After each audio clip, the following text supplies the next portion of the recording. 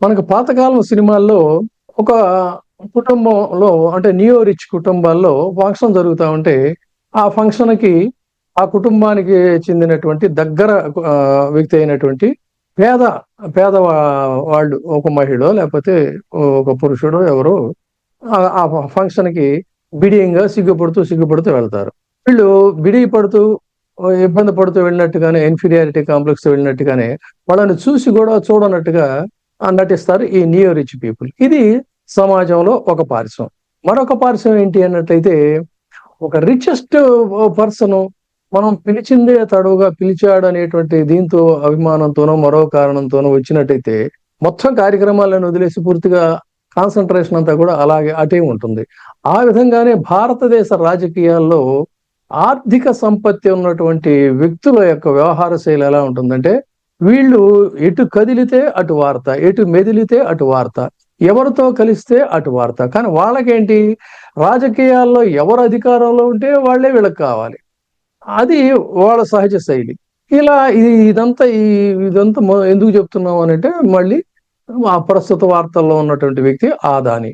So, ఈ అదానీ ఒక్కసారిగా అంబానీని, టాటాలని, బిర్లాలని వీళ్ళందరినీ కూడా తన్నుకుంటానాలో, తొక్కుకుంటానాలో ఏం చేస్తావో తెలీదు గానీ, ఒక్కసారిగా ప్రపంచ కుబేరుడైపోయేసరికి మొత్తం రాజకీయ పార్టీల దృష్టి అంతా కూడా ఈయన మీదకే మళ్ళింది. ఆయన కూడా ఏ రాష్ట్రాల్లో ఎవరు అధికారాల్లో ఉన్నారనే దృక్కోణంలోనే ఆయన కూడా వాళ్ళతో ఇది చేయటం, వ్యాపార సంబంధాలు పెంచుకోవడం జరిగింది. ప్రధానంగా చూసుకున్నట్లయితే రాజకీయ స్పృహ ఉన్నటువంటి ప్రతి ఒక్కరికి కూడా బహిరంగ రహస్యం ఏమిటి అనేటువంటిది, అధికారంలో కేంద్రంలో చక్రం తిప్పుతున్నటువంటి బీజేపీకి, లేదు వ్యక్తిగతంగా చూసుకున్నట్లయితే ఆ అగ్రత నాయకులకి అదానీ గారికి దగ్గర సంబంధాలున్నాయి అనేది అనేక సందర్భాల్లో ప్రస్తావనలోకొచ్చాయి. పార్లమెంట్‌లో ప్రకంపనలొచ్చాయి.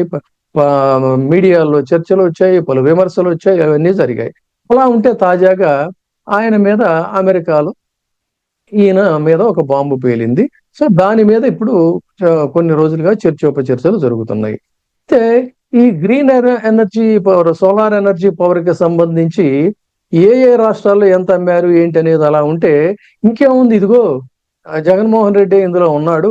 ఆయన పేరు ప్రస్తావించకపోయినా అని చెప్పని ఆంధ్రప్రదేశ్‌లోనేమో జగన్మోహన్ రెడ్డి గారికి, అదానీకి ముడిపెట్టి అక్కడ చిలవల పలవలు కథలు రాస్తున్నటువంటి వ్యవహారం. దానికి ప్రతిగా జగన్మోహన్ రెడ్డి గారికి సంబంధించినటువంటి మీడియా చూసుకున్నట్లయితే, అందులోనేమో గతంలో చంద్రబాబు నాయుడు గారిని అదానీ కలిసిన వ్యవహారాలు, ఆయనతో ఈయన చేసుకున్న ఒప్పందాలు అవన్నీ కూడా అక్కడ వస్తున్నాయి. సో, ఆంధ్రప్రదేశ్ విషయానికొచ్చినట్టయితే ఈయన అదానీ మరి ఇటు జగన్మోహన్ రెడ్డి గారికి దగ్గర వ్యక్తా, చంద్రబాబు నాయుడు గారికి దగ్గర వ్యక్తి అనే దాని మీద అక్కడ రాజకీయం నడుస్తా ఉంటే, మేమేం తక్కువ తినలేదన్నట్టుగా తెలంగాణకొచ్చేసరికి తెలంగాణ అసెంబ్లీ సమావేశాలు వింటర్ సెషన్స్ మొదలైన సందర్భంలో ఒక్కసారిగా అదానీ అదేవిధంగా ఈయన రేవంత్ రెడ్డి గారు తెలంగాణ ముఖ్యమంత్రి, వారిద్దరూ ఉన్నటువంటి ఒక ఫోటోని బనీన్ల మీద ముద్రించి, ఆ బనీన్లు ధరించి అసెంబ్లీలోకి వెళ్ళడానికి మొదలుపెట్టారు. అంటే కాంగ్రెస్ పార్టీకి, అదానీకి సన్నిహిత సంబంధాలున్నాయి. ప్రత్యేకంగా రేవంత్ రెడ్డి గారికి, ఈయనకి ఉన్నాయని. కానీ ఎప్పుడైతే అదానీ మీద ఆరోపణలొచ్చాయో, ఆయన ఇచ్చినటువంటి 100 కోట్ల చెక్కుని తిరిగి ఇచ్చేస్తున్నానని ప్రకటించాడు. కానీ మీరు చేసిన విద్యుత్ ఒప్పందాల సంగతి ఏంటి? అక్కడేదో లోపాయికారి వ్యవహారం ఉందని చెప్పని దాన్ని భూతద్దంలో నుంచి బీఆర్ఎస్ నేతలు చూపించే ప్రయత్నంలో వాళ్ళు అక్కడ పెద్ద ఎత్తున లొల్లి చేస్తున్నారు. అంటే ఇక్కడ అదానీ ఏ ఏ తెలంగాణకొచ్చేసరికి కాంగ్రెస్ పార్టీకి, అదానీకి సన్నిహిత సంబంధాలు ఉన్నాయనేటువంటిది వారి ఆరోపణ. ఆంధ్రాకెళ్ళేసరికి వైసీపీకి, అదానీకి సంబంధాలున్నాయి. ఇక భారతదేశంలో యావత్ జాతీయ మీడియా, భారతదేశంలో ఉన్నటువంటి ఇవి పార్లమెంట్‌లో ప్రకంపనలు చూసినట్టయితే రాహుల్ గాంధీ, ప్రియాంక గాంధీలతో సహా మొత్తం సభని దద్దరిల్లింపజేస్తుంది ఏంటంటే మోడీకి, అదానీకి ఉన్న సంబంధాలు. మోడీకి, అదానీకి, బీజేపీకి, అదానీకి ఉన్న సంబంధాలు ఉన్నాయని చెప్తున్నారు. సో, ఈ తమాషా అంతా చూస్తా ఉంటే అదానీ అందరివాడ, కొందరివాడ, అదానీ ఎవరికి ఎక్కువ ఇష్టుడు, ఎవరికి అయిష్టుడు అనే దాని మీద రాజకీయం చాలా ఆసక్తికరంగా మారింది అని చెప్పుకోవాలి. ఇక ఫైనల్‌గా చెప్పొచ్చేది ఏంటంటే, భారీ స్థాయిలో అప్‌స్టార్ట్స్‌గా ఎదిగినటువంటి నేనిక్కడ గతంలోని టాటాల గురించి, గతంలోని బిర్లాల గురించి వాళ్ళు ఏదో విధేయంగా ఉంటే ఏదో ఒక పార్టీకి ఉండేవారు. బహిరంగంగా వాళ్ళ రాజకీయాల్లోకి ఎప్పుడు వచ్చేవాళ్ళు కాదు. ఇంత దోపిడీ ఉండేది కాదు. జాతీయ సంపదల మీద, జాతీయ అంశాల మీద వాళ్ళకి కొంత కన్సర్న్ ఉండేది. తదనంతర కాలంలో ఈ కార్పొరేట్ సంస్కృతి మారిపోయింది. వాళ్ళ పని ఎక్కడ అవకాశం ఉంటే అక్కడ సంపాదించుకోవటమే లెక్క. అలాంటి వ్యక్తుల్లో అగ్రస్థాయిలో ఉన్నటువంటి వ్యక్తి ఈ ఆదాని.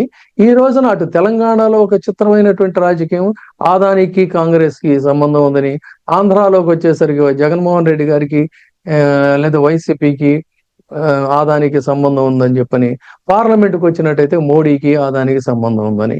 ఇది ఒక విచిత్రమైనటువంటి రాజకీయ చక్రభ్రమణం కింద దీన్ని చూడాలి. మొత్తంగా చూసుకుంటే ఏంటంటే, ఏ రాష్ట్రంలో ఏ పార్టీ అధికారంలో ఉన్నప్పటికీ కూడా వాళ్ళకి ఆర్థిక ప్రయోజనాలే ప్రాతిపదిక కాబట్టి డెఫినెట్ గా ఆయా రాష్ట్రాలతో అక్కడ మనం ఏం చేయగలుగుతాం, ఏం చేస్తాం అనేది చేసుకుంటారు. ఇందులో ఎవరికి మినహాయింపు కాదు. కాకపోతే ఇందులో ఏమైనా వాళ్ళు అవుట్ ఆఫ్ ది వే వెళ్ళి స్టేక్స్ ఏమైనా పొందారనే దాని దగ్గరే వస్తుంది. ఇప్పుడు వీళ్ళు చేస్తున్నటువంటి ఆరోపణలన్నీ కూడా అమెరికాలో చేసినటువంటి ప్రాతిపదికగా కాబట్టి అక్కడ దానికి సంబంధించినది చూస్తే ఆధారాలు ఏమీ లేవు. ఆధారాలు లేని దీని గురించి ఇంత పెద్ద హంగామా చేయటం అనే దాంట్లో కూడా ఔచిత్యం లేదు. ఇది త్వరలోనే తేటతెల్లం అవుతుంది. ఈలోపు ఏంటంటే ఇదంతా కూడా ఒక పొలిటికల్ డర్టీ గేమ్ తప్ప మరొకటి కాదు. ఇప్పుడే సబ్స్క్రైబ్ చేయండి, లైక్ చేయండి, షేర్ చేయండి. VTV ప్రైమ్, నీ ఉత్తమాభిరుచుల సమ్మేళనం.